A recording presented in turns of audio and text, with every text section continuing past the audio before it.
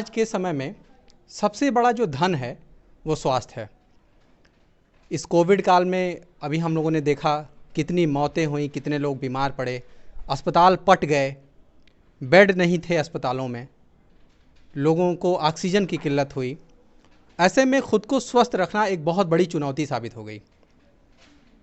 तरह तरह के रोग हम लोग देखते आए हैं और ऐसे ही कुछ रोगों पे हम लोग चर्चा आज करेंगे। और हमारे साथ एक प्रशिक्षक हैं जो स्वास्थ्य के मुद्दों पे प्रशिक्षण देते रहते हैं समय समय पे, राज्य प्रशिक्षक हैं स्टेट लेवल के, मिस्टर विशाल पांडे जी। तो आज हम अपनी इस चर्चा में उनको शामिल करेंगे और संचारी और गैर संचारी रोगों के बारे में हम बात करेंगे। कम्युनिकेबल डिजीज़ और नॉन कम्युनिकेबल डिजीज़ के बारे में हम लोग इस पर चर्चा करेंगे कि ये डिजीज़ क्या हैं और इनसे बचने के तरीके क्या हैं, और ढेर सारी बातें इस पे हम करेंगे स्वास्थ्य के बारे में। तो आइए हम अपने चर्चा में शामिल करें विशाल जी को।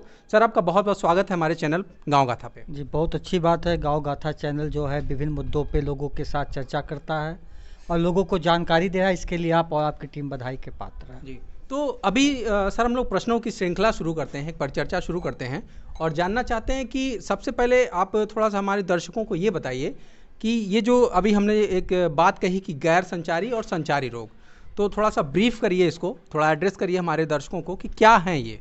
देखिए, कहा गया जैसा कि अभी आपने ही कहा कि हेल्थ इज वेल्थ जी, और गांव के लोग भी अपने स्वास्थ्य को लेकर बहुत सचेत रहते हैं जी, और गांव पे भी कहते हैं कि पहला सुख निरोगी काया, दूजा सुख घर में माया, कि पहला सुख जो है वो निरोगी काया है। अब यहाँ पे जो आप गैर संचारी रोग और संचारी रोग के बारे में बात कर रहे हैं, तो ऐसे समझिए कि जो रोग हमारे अपने कारणों से होते हैं, जिनके लिए हम खुद डिपेंड होते हैं, अच्छा, वो गैर संचारी रोग कहलाते हैं। और संचारी रोग वो होता है जो एक दूसरे से फैलते हैं। जिसे आम भाषा में अगर कहा जाए, चूँकि आपका गांव गाथा चैनल गांव के लोगों से ज़्यादा जुड़ा है, कहते हैं छुआछूत या संक्रमण की बीमारी, जैसे टीबी की बीमारी। आज के समय में कोविड ही आज के समय में कोविड देख लीजिए, बहुत तेज़ी से फैल रहा है। जी। तो जो एक से दूसरे में फैलता है, चाहे थूक के माध्यम से फैले, चाहे बलगम के माध्यम से फैले और मलमूत्र के माध्यम से फैले, वो संचारी रोग कहे जाते हैं। और गैर संचारी रोग वो हैं जिन आप उसके लिए खुद ही जिम्मेदार हैं। आपने ऐसी परिस्थितियों का निर्माण किया है कि आप उस बीमारी के चपेट में पड़ गए हैं। अगर नाम लेने की बात हो तो गैर संचारी रोग में आप देखेंगे कि इस समय डायबिटीज, शुगर, जिसे मधुमेह भी कहते हैं, और ब्लड प्रेशर, इस तरह की तमाम जो बीमारियां हैं तो वो जो है गैर संचारी रोग है। तो अभी जैसे आपने बताया कि गैर संचारी रोग में गिनाया आपने कि ब्लड प्रेशर हो गया, डायबिटीज़ हो गया, कैंसर हो गया, इस तरह की बीमारियां जो हैं आज बहुत ही कॉमनली हम लोग देख रहे हैं कि जन जन को जो है ब्लड प्रेशर की समस्या हो रही है। घर घर में शुगर के पेशेंट पाए जा रहे हैं। क्या वजह है इसकी? कैसे इसे हम बच सकते हैं? ये जो बीमारी होता है, तो इसको जो फैलने वाले जो कारक होते हैं, देखिए कारण और कारक में अंतर होता है। तो जो कारक अगर इसको हम मुख्य रूप से बांटें तो दो प्रमुख कारण होते हैं। अच्छा। एक ऐसे होते हैं जिनका आप परिवर्तन नहीं कर सकते, वो अपरिवर्तनीय कारक कहलाते हैं। जैसे आपका उम्र, अगर आपका उम्र 55 साल है तो 54 साल 53 साल तो नहीं किया जा सकता है। और जैसे जैसे आपकी उम्र बढ़ती जाती है, आपके शरीर में तमाम ऐसे परिवर्तन होते हैं कि जिससे जो बीमारियां होती हैं, अगर आप उनका पहले से ही नहीं इलाज कर रहे हैं तो एकाएक वो कई बीमारियों को जन्म दे देती है। जैसे अगर आपको ब्लड प्रेशर है, समय समय पर उसका चेक नहीं कराया आपने, सही दवा नहीं ली, तो जैसे जैसे आपका उम्र बढ़ता जाएगा, हो सकता है कि एक समय जो है हार्ट अटैक की संभावना ज़्यादा बढ़ जाए। ऐसे ही कैंसर की बीमारी होती है। तो जैसे जैसे उम्र बढ़ेगा, ये अपरिवर्तनीय कारक, इससे आप बदल नहीं सकते। इसके अलावा आपका इतिहास क्या है, पारिवारिक इतिहास, अनुवांशिक। जैसे आपके अगर पर बाबा या दादा या आपकी पीढ़ी में किसी को कैंसर की बीमारी हुई है तो काफ़ी हद तक संभव है। मतलब ये कोई कारण नहीं, कारक है कि हो सकता है कि ना भी ऐसा हो, लेकिन ये बहुत हद तक संभव है कि जो है वो बीमारी होने की शंका बनी रहती है। इसी तरीके से लिंग, अब लिंग में की बात इसलिए हम करते हैं, जैसे जो स्तन कैंसर होता है उसका जो सर्वे किया गया है वो पुरुषों की अपेक्षा महिलाओं में ज़्यादा होता है। तो ये 3 कारक ऐसे हैं कि जिसे आप बदल नहीं सकते हैं, ये अपरिवर्तनीय कारक है। अच्छा। लेकिन कुछ चीज़ें ऐसी हैं जो इस बीमारियों को जन्म देती हैं और उसको व्यक्ति चाहे तो खुद ही बदल भी सकता है। अच्छा, जैसे भोजन, अगर वो अस्वस्थकारी भोजन कर रहा है, खूब तेल मसाला, आप जान ही रहे हैं कि आजकल मिलावट किस तेजी से बढ़ रहा है, तो ये हो गया। इसके अलावा शारीरिक गतिविधियां, अब पता चला कि वो भोजन कर रहा है, काम नहीं कर रहा है, केवल आराम कर रहा है, या वो बहुत ज़्यादा तनाव में है। तनाव सारी बीमारियों की जननी, किसी ने कहा भी है कि जो है चिंता चिता तक पहुंचाती है। इसके अलावा शराब का सेवन, बहुत सारे लोग शराब पीते हैं, उससे उनके हार्ट पे प्रभाव पड़ता है, भोजन नहीं पचता है, नींद नहीं आती है, लीवर भी खराब हो जाता है। उसके बाद तमाम ऐसी बीमारियां होती कि दवा खाता है व्यक्ति, और उस दवा के नाते भी, उसके साइड इफेक्ट के नाते भी बीमारियां, ये जो है गैर संचारी रोग होने की संभावना ज़्यादा रहती है। इसके अलावा इसमें जैसे वातावरण का भी बहुत महत्वपूर्ण भूमिका है।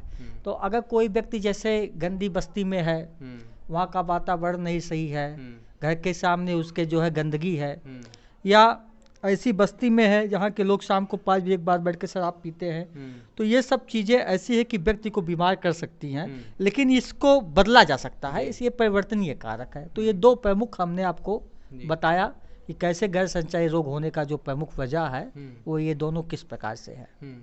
तो जैसे अभी आपने बताया कि ये तमाम रोग आपने बताए, गिनाए, उनमें कैसे, तो हम ये जानना चाहते हैं कि कैसे इससे बचा जा सकता है।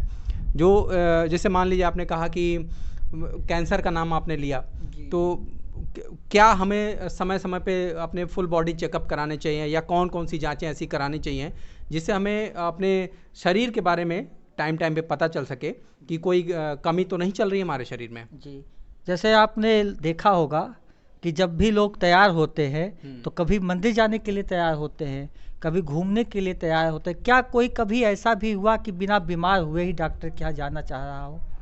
अभी तक तो शायद मुझे भी लगता है। लेकिन होना क्या चाहिए कि जैसे जैसे हमारा उम्र बढ़े, 30 से जैसे ही हम क्रॉस करें, वैसे ही हमें अपना एक रूटीन चेकअप करवाते रहना चाहिए, साल भर में कम से कम 2 बार, कि हमारा भाई ब्लड प्रेशर कितना है देख लीजिए। या हमारा जो है कुछ चीज़ें कॉमन है जो हम लोग घर पे ही कर सकते हैं, जैसे जो मुंह का कैंसर इस समय आप देख रहे हैं बहुत तेज़ी से फैल रहा है। अब मुंह का कैंसर जो होने का मुख्य कारण है वो गुटखा का सेवन, या दांत खराब है, नुकीला दांत हो गया है, या ऐसी तमाम चीज़ें जिसका तो मुंह का जो कैंसर होता है। तो वो कुछ चीज़ें हम अपने घर पे भी देख सकते हैं, और उसकी स्क्रीनिंग अब तो गांव लेवल पे आशाओं को भी सरकार ट्रेंड कर रही है।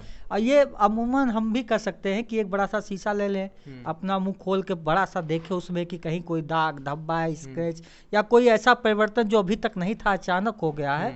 तो ये सब चीज़ों को हम देख के खुद भी जो है सचेत हो सकते हैं, एनालाइज कर सकते हैं, क्योंकि साक्षरता का दर आप सभी लोग जो है धीरे धीरे जागरूक हो रहे हैं, आपका चैनल भी जागरूक कर रहा है। तो प्राथमिक दृष्टिकोण से हमें अपने स्वास्थ्य के प्रति सचेत होना चाहिए और समय समय पर डॉक्टर की सलाह लेते रहने चाहिए। इसके अलावा कुछ चीज़ें हैं, जैसे हमने बताया कि जैसे व्यक्ति तनाव में रहता है बहुत ज़्यादा, तो हमें तनाव से मुक्त होने के लिए योग, व्यायाम करना चाहिए, स्वस्थ मनोरंजन की तरफ जो है हमें अपना ध्यान देना चाहिए, और ये प्रयास करना चाहिए कि हम प्रत्येक दिन कम से कम आधा घंटा, जैसे जो हमारे मजदूर भाई हैं वो तो पूरे दिन मेहनत करते हैं, लेकिन जो लोग अपने घर में हैं या ऑफिशियल काम करते हैं तो उनको कम से कम जो है आधा घंटा उन्हें कोई ऐसा काम करना चाहिए जिससे उनकी मांसपेशियों में गतिविधियां, और जैसे वॉक करना चाहिए, बहुत तेज चलने का प्रयास करना चाहिए, रस्सी कूद सकते हैं, या बच्चों के साथ कोई खेल खेल सकते हैं। उन्हें अपने दिमाग को और शरीर को दोनों को स्वस्थ रखने के लिए जितना भी हो सके, ब्लड सर्कुलेशन बना रहे, तो ये सारी चीज़ों को वो कर सकते हैं। तो दोस्तों, आज के स्वास्थ्य परिचर्चा में आज बस इतना ही। आप थे हमारे साथ विशाल पांडे जी, जिनका हमने इंट्रोडक्शन शुरू में कराया। आप स्टेट लेवल के प्रशिक्षक रहे हैं स्वास्थ्य और अन्य मुद्दों को लेकर, और इसी तरह के वीडियो हम आगे भी आपके सामने लेकर आते रहें।